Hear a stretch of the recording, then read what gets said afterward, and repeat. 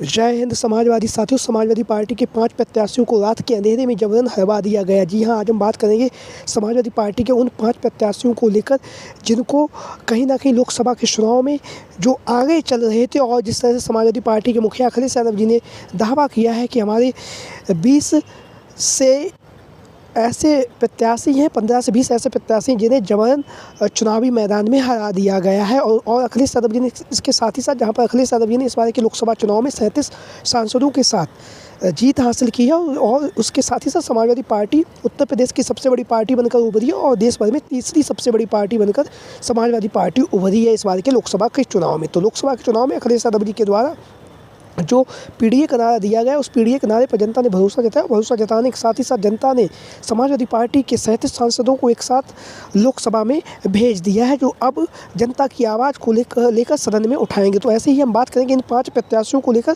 तो सबसे पहले हम बात करेंगे फूलपुर लोकसभा सीट से।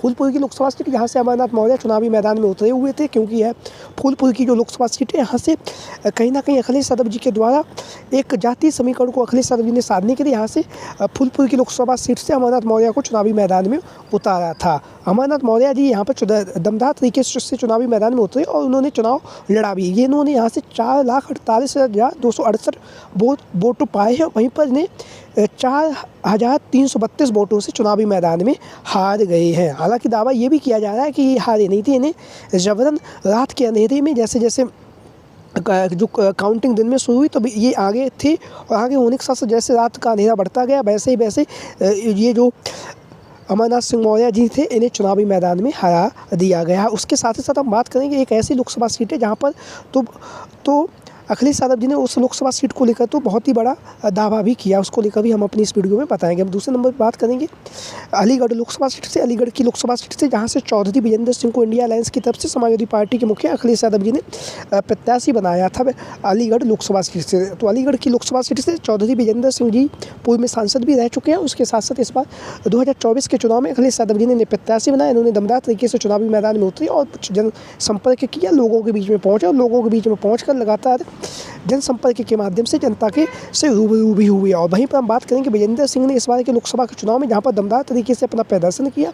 उसके साथ ही साथ जो विजेंद्र सिंह जी हैं, वो पूर्व में सांसद भी रह चुके हैं, और उन्होंने अलीगढ़ की जो लोकसभा सीट है, वहाँ से 4,86,187 वोट पाए हैं। वहीं पर हम बात करेंगे जो चौधरी विजेंद्र सिंह जी हैं, उन्हें 15,647 वोटों से यह जो अलीगढ़ की लोकसभा सीट है, यहाँ से चुनावी मैदान में हार गए हैं। तो विजेंद्र सिंह जो पूर्व में सांसद रह चुके हैं, और सांसद रहने के साथ साथ अलीगढ़ से इंडिया अलायंस के प्रत्याशी थे, तो 15,647 वोटों से चुनावी मैदान में हार चुके हैं। तो कहीं ना कहीं इनके द्वारा भी दावा किया जा रहा है कि हम हारे नहीं, हमें हरवा दिया गया है। तो लगातार जो इंडिया अलायंस के जो भी प्रत्याशी हैं, लगातार अपना दावा पेश कर रहे हैं, और लगातार दावा पेश करने के साथ ही साथ लगातार बेईमानी के जो आरोप हैं वो भी लगा रहे हैं, क्योंकि स्वयं सपा मुखिया अखिलेश यादव जी के द्वारा भी 10 से 15-20 सीटों पर, जहां पर उन्होंने कहा है कि भारतीय जनता पार्टी ने अधिकारियों की मदद से हमारे जीते हुए प्रत्याशियों को हरवा दिया है। वहीं पर बात करेंगे तीसरे नंबर पर, हम बात करेंगे मेरठ की लोकसभा सीट से। मेरठ की लोकसभा सीट पर, जहाँ पर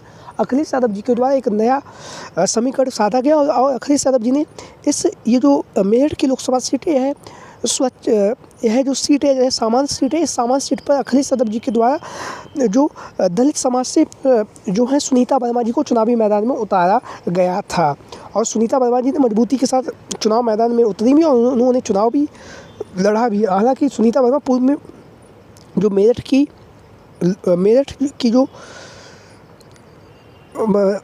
मेयर भी रह चुकी हैं सुनीता वर्मा जी। तो सुनीता वर्मा जी ने जो मेरठ की लोकसभा सीट है, वहाँ से 5,35,884 मत पाए हैं। वहीं पर जो सुनीता वर्मा जी हैं, 10,585 वोटों से जो मेरठ की लोकसभा सीट है, वहाँ पर चुनावी मैदान में हार गई हैं। हालांकि शुरुआती समय में जो सुनीता वर्मा थी, वो लगातार आगे चल रही थी मेरठ की लोकसभा सीट पर, और यहाँ से जो एनडीए गठबंधन के जो प्रत्याशी थे अरुण गोविल जी, वो शुरुआत के समय में पीछे थे। उसके बाद एकाएक ये जो सुनीता वर्मा जी वो पीछे हो गए और यहाँ से अरुण गोविल जी चुनावी मैदान में आगे निकल गए और 10,585 वोटों से सुनीता वर्मा यहाँ से चुनाव हार गई हैं। वहीं पर बात करेंगे सदल प्रसाद की लेकर बांसगांव की जो लोकसभा सीट है, यहाँ से इंडिया गठबंधन और कांग्रेस के प्रत्याशी सदल प्रसाद मिश्र ने तो एक नया दावा कर दिया। उन्होंने ये भी कहा है कि हमें बेईमानी से हराया गया है, जहाँ पर इन्होंने 4,25,543 वोट मिले थे बांसगांव की लोकसभा सीट से सदल मिश्र को, और वहीं पर 3,150 वोटों से चुनावी मैदान में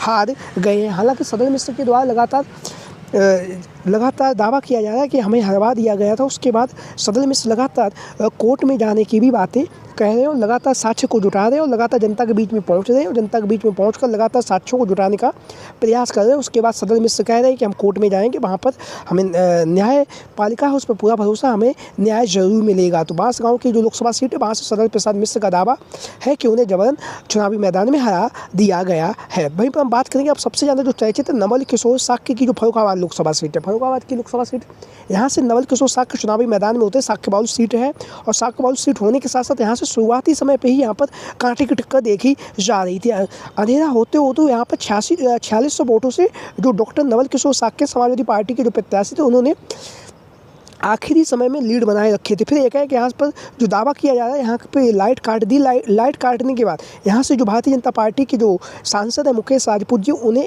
2600 वोटों से यहाँ से जितवा दिया गया है। वहीं पर बात करेंगे डॉक्टर नवल किशोर साक्य को 4,85,285 वोट यहाँ से मिले हैं। वहीं पर यह 2678 वोटों से चुनावी मैदान में हार गए हैं। हालांकि डॉक्टर नवल किशोर साक्य ने भी दावा किया है कि हम कोर्ट में जाएंगे और न्यायपालिका पर हमें पूरा भरोसा है कि न्यायपालिका हमें न्याय देगी। तो आप लोगों की क्या राय है? सभी साथ